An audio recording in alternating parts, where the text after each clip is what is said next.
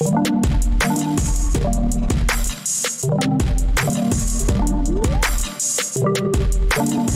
want to talk about regular expressions. I showed you guys my home lab setup a couple of weeks ago, and a lot of that gray log is my log collector, my sim, and it's just ingesting tons of ASCII characters, right? It's just ingesting mostly syslog messages, netflow, and a bunch of JSON. Now, fortunately, it pre-parses JSON, right? Because it's already like a key value thing.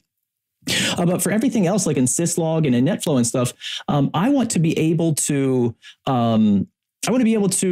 search and parse that and create fields out of data. So a syslog message is just a string. It's just a sentence.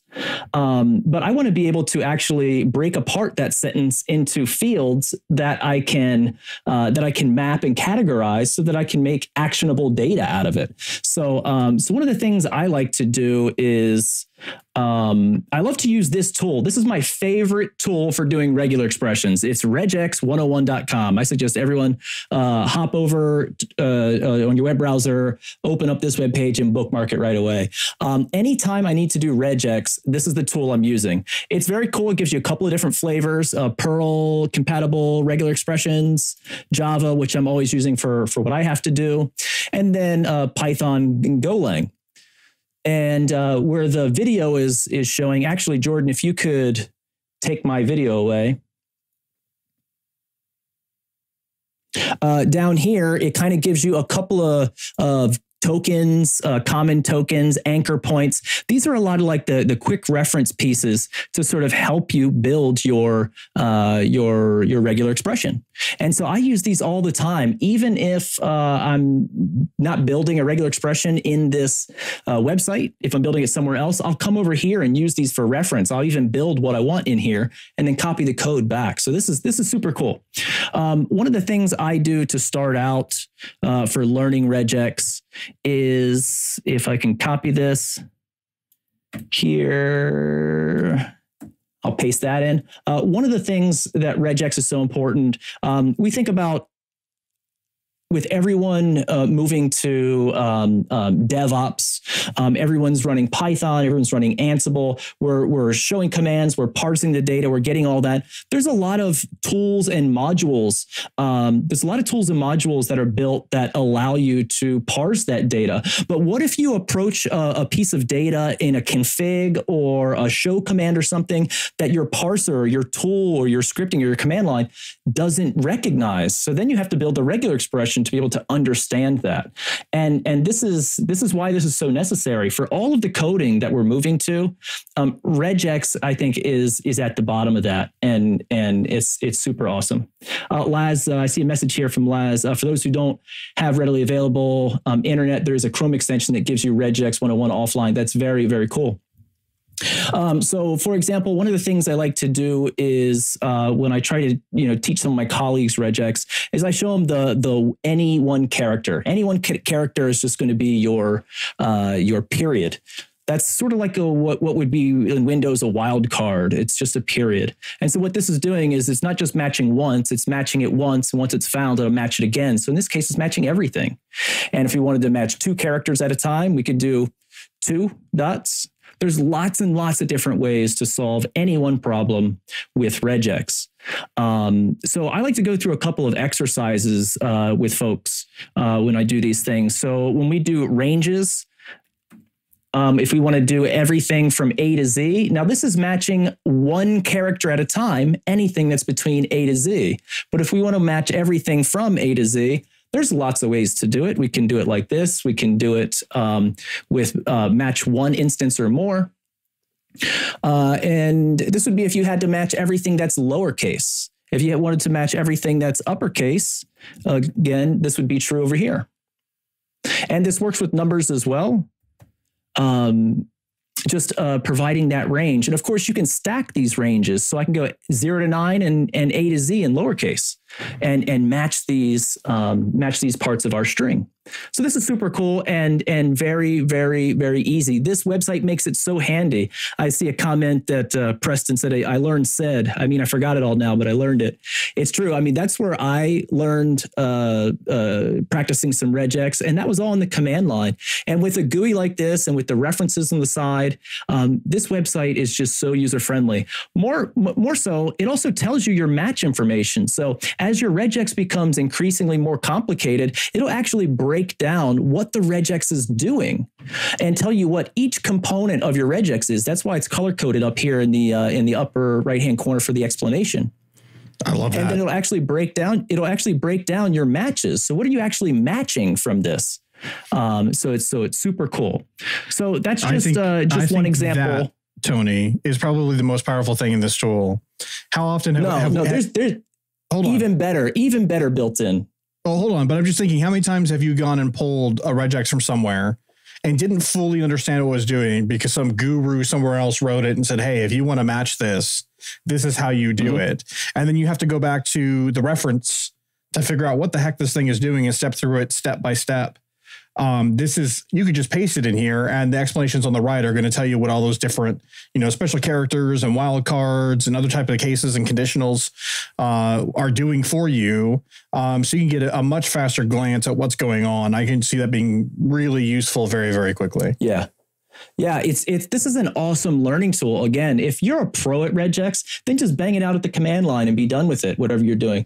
But if you have some data that you need to figure out how to parse, you can start piecing together. Everyone goes to Stack Exchange or something for their tips. You can start piecing together suggestions from people and start putting them in here and see what they're actually doing. It's super, super cool, very handy for learning. One of the things, obviously, I like to do is if you wanted to do just your digits, I think just your digits. So digits are your numbers. I also like doing everything that is not a number. So again, that's pretty handy. Just some quick, easy switches to remember. So actually what I want to do here is, this is going to be sort of a quick evolution in regex, because we're going to get into some pretty complicated stuff. This is going to be like a fun little game. So we're going to play a game where it's going to be, I want you to build a regex to match these, but not match any of these, right? And this is something that's so very important because in all of the scripting that we're doing, there's a lot of things we have to deal with about input validation, right? How many times have we written a script where it says, input the IP address of some target that you want your script to connect to? And we really just accept any string value, right? Maybe no one is actually doing input validation against that. It's important to do input validation. So someone might build a regex, that is D, let's see, I want to do digits, and I want to do 1 to 3 digits, and then a period, and then I want to do it again, and again, and again. It might just build this out like this. And say, well, that works, right? So I'm matching any numerical value, 1 to 3 digits long, separated by a period. This is the literal character of a period. Because a period is also a wildcard, it has to be escaped first. So in this case, a backslash. And so we're just repeating that pattern a bunch of times to match the series of octets that we have.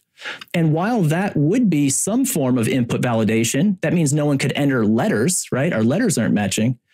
But it's also matching invalid IP addresses. So in this case, you say, hey, give me the IP address of the router, switch, device, server you want me to connect to in a script. You want to make sure someone can't input values that are illegal IP addresses. So this can start to get pretty complicated as we start trying to figure out, okay, what is the proper regular expression to match only legal IP addresses and not anything that I call illegal IP addresses or invalid IP addresses. Again, here you would think this would work. So there's lots of different ways to solve this problem. I think anyone can just Google it. What's the regular expression to find in a proper IP address? And one of my best references, and this is something I'm going to actually talk about here in just a minute, is I like to use the Grok reference, which is right here. And in this case, I want to grab, where's my IPv4? I want to grab IPv4. And so this is actually the entire regular expression, the correct regular expression needed to be able to properly filter out only actual IP addresses, only valid IP addresses. Now, of course, you see someone's going to call me out right here for this one, that where I said, do not match any of these, and it's a quad zero. Quad zero, we all know, is often used as the placeholder for a default route. While it's not a valid routable IP address, it still comes down to a 32-bit value. So this is the actual regular expression, but the point here is like, no one would ever want to remember this. And in fact, I'm willing to bet none of you here who are ever going to watch this are ever going to just write this off the top of your head correctly the first time. This is some pretty complicated stuff. What's really awesome is here's your explanation. This explanation is actually going to break this down one step at a time, which I think is super, super cool. It's also going to give you your match information. So this regular expression matched all of these elements within your test string. So that's exactly what we wanted. What's even cooler is it has this code generator over here on the left-hand side. So if I click the code generator, it's going to ask me, what kind of code would you like me to translate this into so that you can match? It's doing JavaScript, but I'm slowly learning Python. I'll click Python. So it'll take that regular expression that I just put in there and the test strings and actually build us a little script, a little program that is just going to find exactly what we just found on this web page. This is good because now I can use this web page as my small test bed before I throw in my full data set, before I throw in, my complete data set at it. So this is super cool. And it does this for all of these languages, which I think is absolutely amazing and something that's far beyond my comprehension. I'm struggling at Python. I can't imagine learning how to do this in all these languages. But here's your reference. So you don't have to figure it out. You don't have to work so hard. Now, I know someone in the Slack already mentioned, what about the IPv6 one? That's right. IPv6 is a nightmare. IPv6 is a nightmare because IPv4 is base 10, right? You're using 4 octets of base 10, 0 through 9. Where IPv6 gets confusing is it's base 16, but it can be capital letters or lowercase letters, depending on which vendor and which way you write it. So what I'm going to do is I'm going to throw in here some extra strings. In fact, let's just get rid of these so I can save some screen real estate. And I'm going to say bonus, also match these, right? So we have a couple of valid IPv6 addresses. I just did these in a couple of random forms. I think this one is Cloudflare, and I think this one is Google. At the time when I did these. And here are a couple of invalid IPv6 addresses, right? X's aren't allowed. They're invalid hex characters. A hextet of 5 characters is not allowed. And all the letters except for what is accepted is also unacceptable. So in order to try and build a regex that is valid here, we want to be able to match all the IPv4 addresses and the IPv6 addresses, but without matching any of the junk. So again, I'm not going to remember that off the top of my head, and none of you will. 100% of none of you will actually remember it. I'll go here. I'll grab my reference from Grok, and I'll get into what Grok is in a minute. I'll do a pipe, so we're going to do an OR, and then I'll throw that in there.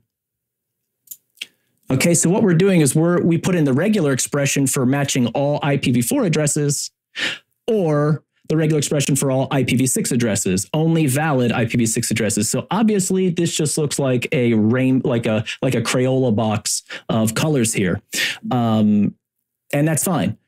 The point is it is properly going to start matching your IPv6 characters.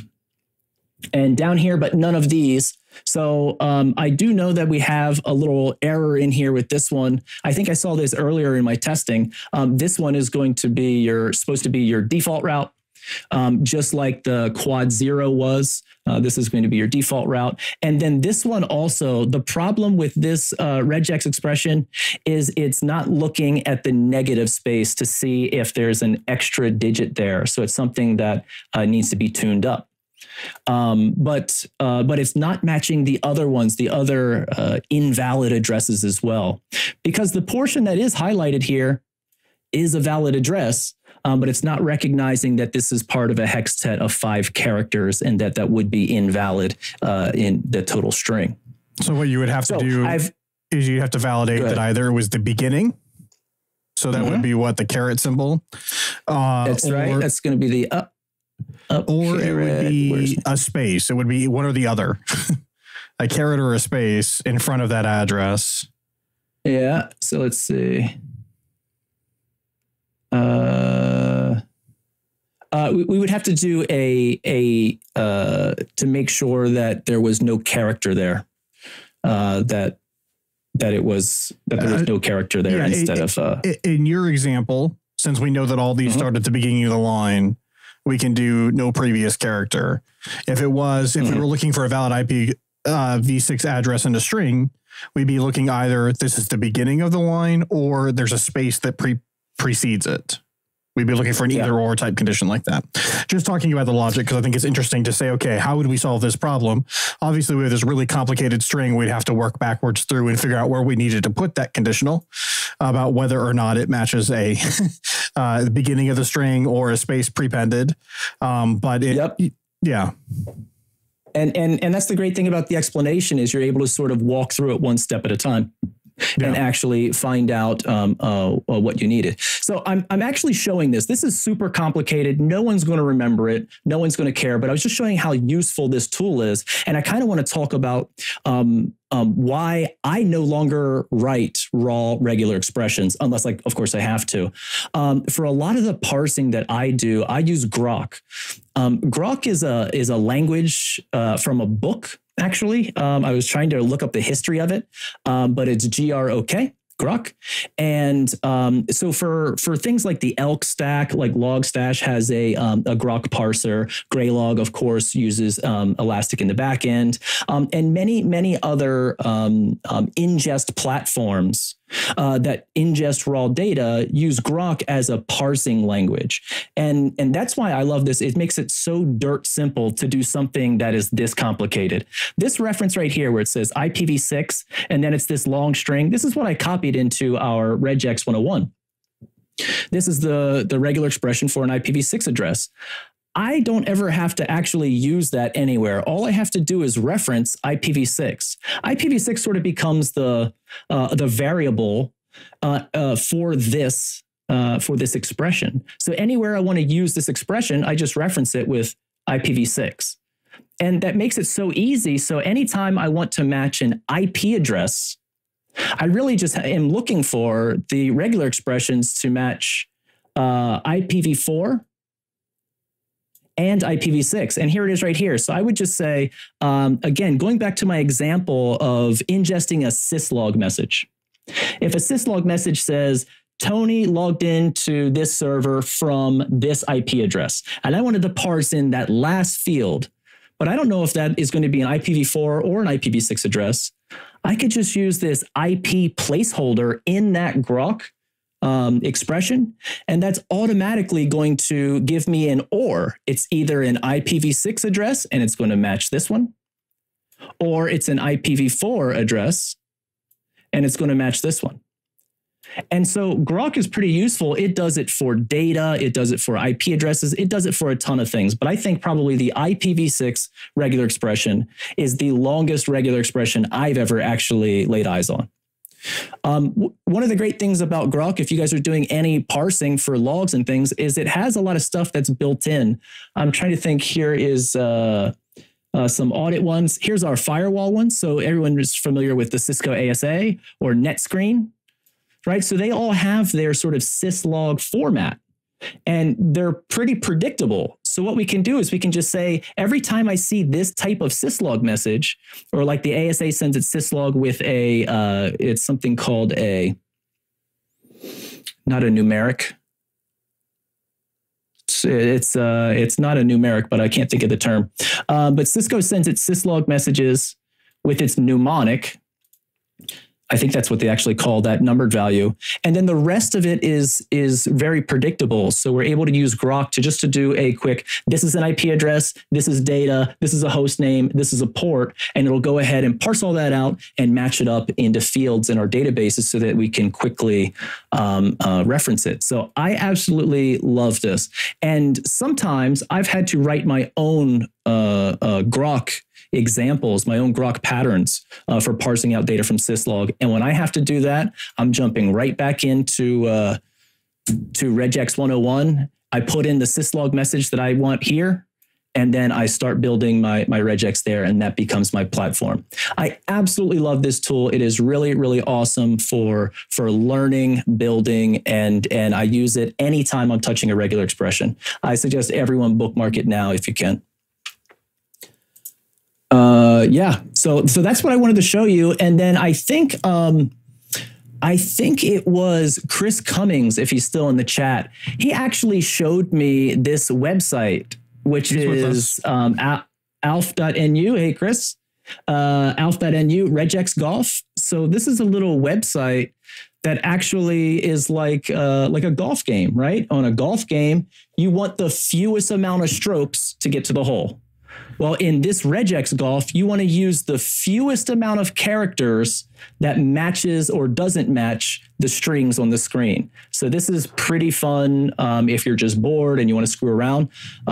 In practice, I've taken some of these and put them in Regex 101 to actually learn about what's the best way to do them. And it has helped me when it comes to parsing data with Python on any Linux system, even Cisco. So definitely this is a fun way to test how good you are.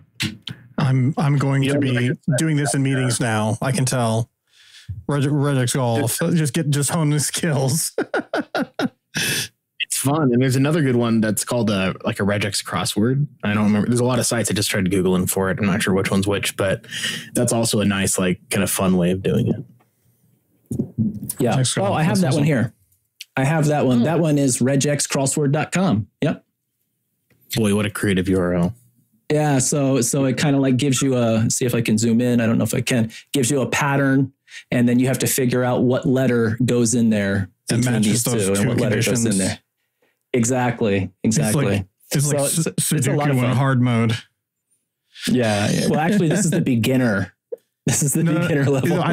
I'm saying Sudoku is easy mode compared to even the beginner of matching the Regex expressions and finding the character that matches both. I'm curious what expert looks like on this, because that might be a bit daunting.